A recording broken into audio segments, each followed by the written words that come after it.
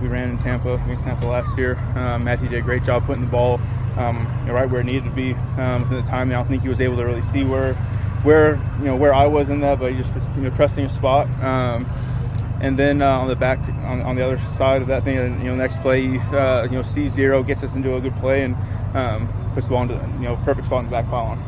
Can you tell if there's an elevated energy because you're playing them and not the guys? Yeah, I think there's a little bit of that. I think just being able to see some new looks, see some new stuff. I think you get used to seeing the same. You see the same guys, the same coverage contours over and over again. It's good to see some different people. See some different tools and DBs that are using different techniques than you've seen going against our guys. So I think that does have a heightened sense of now. It's not, you have to be locked into exactly what's going on, being able to see things and process what the defense is doing a little bit quicker. And I think that's why we do these, to be able to do that, get some new looks, hit some things differently, and I think we got that done today. When you look at my last game, when you look at film tonight, will it be higher than a practice and less than a game? Oh no, it's the exact same as what we would for anything. You dissect things, you prepare the exact same way. I think the only thing that changes, like I said, is there's times where you can get lined up against our guys and kind of be like, okay, I think I've seen this before, I know what to expect, versus lining up and be like, I have to dial into a new look that I haven't been seeing all camp.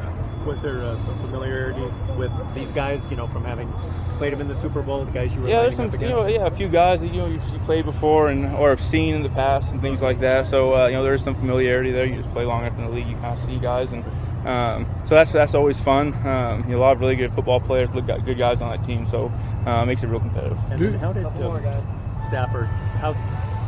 We've written a lot, talked a lot about his arm. How's he performing from your perspective? Man, he's doing great. He's doing really good. I mean, the ball's coming out of his hand really nicely. The same pepper on it. He's still, hauling the ball down the field. So everything looks good from my end. Do you guys get more out of these scrimmages than you do a preseason game? I don't know. I think you get, it's been a long time since I played in a preseason game. I think there is an element that maybe you do get some more because you're usually doing more stuff. We're opening up the playbook a little more than you would in a preseason game.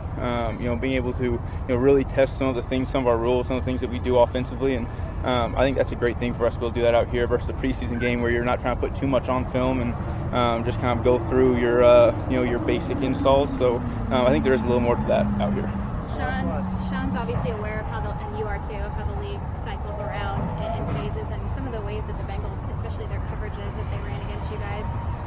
I would imagine Sean is expecting that other teams might experiment with those types of things as well. So is it really helpful for you to study in sort of that live control group of what this is and what it might be in the future? Yeah, I mean, out here, I think, you get into the point, I don't think that anyone out here is game planning. I think a lot of it is really, you're going through your stuff. You're going through your rules and you're going, testing your plays and as a defense, testing all of your coverage rules, your checks and all that stuff. And so I think there's an element of, understanding that when you get into a game situation, there's going to be third down elements. There's going to be ways that teams are going to want to play things, take players away and try to do stuff like that. These situations usually aren't going to get that. Always being aware of it and always being excited about the opportunity to be able to face some stuff that and presents an uphill challenge when the ball snaps. But I think that's a great challenge and something that we're excited about being able to get into once the season starts. Yeah, perfect. Thank you guys. Thank you.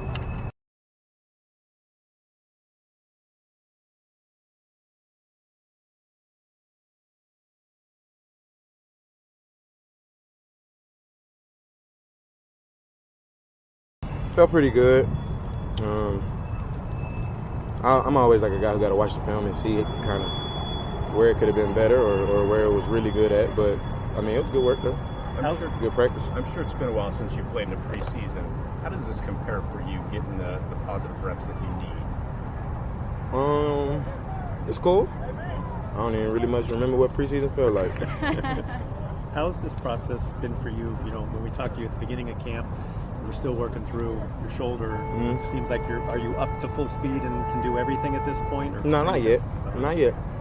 But I will be when the time is right. Mm-hmm. That's what's important to me, honestly. I'm just being careful right now. I still haven't been doing a lot of techniques. Just been trying to play a little light, not attacking at the top of the route like I usually would. Just certain technique things. I won't go into all that, but I'll be there when the time is right. Obviously, the way that you guys structure your defense in general, there's not going to be, I think, what some people on the outside would think or hope for is like you and Jamar one-on-one all day. But when you did get a chance to just see him, whether from afar or up close, what were your takeaways? I mean, Jamar's a great player. But we already knew that. I mean, it didn't take us this practice to figure that out. We knew that already. So it's not just him, though. They got a solid receiving core. I mean, he obviously top dog, but they got a solid receiving core. It seemed like when there was a break in the action, Jalen, you went over to talk to Burrow for a second. Just visiting, or what kind of exchange is that just during the break? Yeah, something like that. How were the other guys? Robert, Rochelle, David, a couple of the young guys. What they showed today? They competed well. Like I said, I gotta watch the film. I can't even really tell you how, exactly it went for me today. Not bad, I can tell you that. But we're gonna watch the film and we're gonna get better. And we'll just see. I mean, I don't want to really speak for anybody though. You know what I mean? Thanks. Thank you. Thanks, Jalen.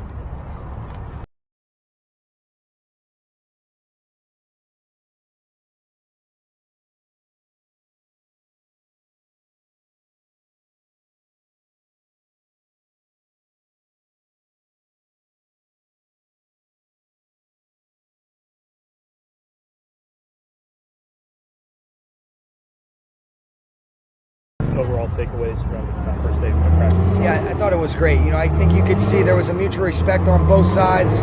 We were able to get a lot of really good situational work, a lot of good things for us to be able to learn from, and then different, schemes offensively and defensively, and really couldn't be more impressed with just the way that Zach and his team operates, and I think our guys, are looking forward to getting another good day of work tomorrow. John Walker, stopped shaking his hand a lot. See, everything's okay? Yeah, that's news to me. So I hope he's okay. If there's something wrong, I don't know about that yet. Sean, how does this film study tonight, how is it similar or different than the rest of camp?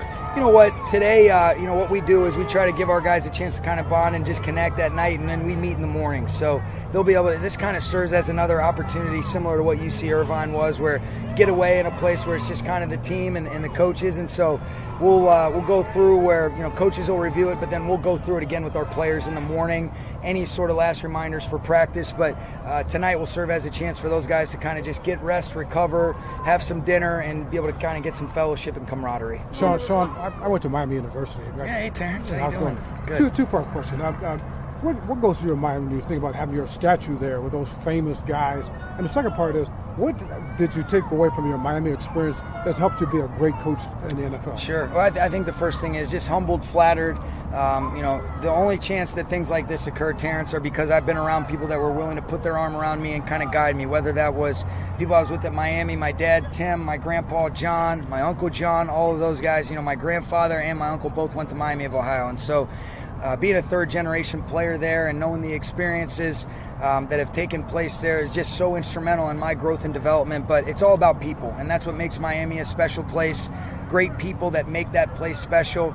And I'm just so blessed and fortunate, and really wouldn't be here without great family legacy and great people that have kind of been willing to guide me along the way. Did you ever think you would have a statue up there at some point? No, I'm too young for that right now. So, but it certainly is very humbling, and that is really a reflection of me being around great people, great players and coaches. Because if we weren't able to do some great things as a team, we're not putting my statue up there. Sean, what have you seen from Jalen since the start of training camp to where he is now? I've seen a guy that is a great competitor, great communicator, great leader. He's just such a stud, and just watching him continue to lead in a way that's authentic to his personality, continue to take the coaching that Raheem or Jonathan Cooley or Chris Shula, and then be able to really pour into the other guys in that DB room, but also on this team.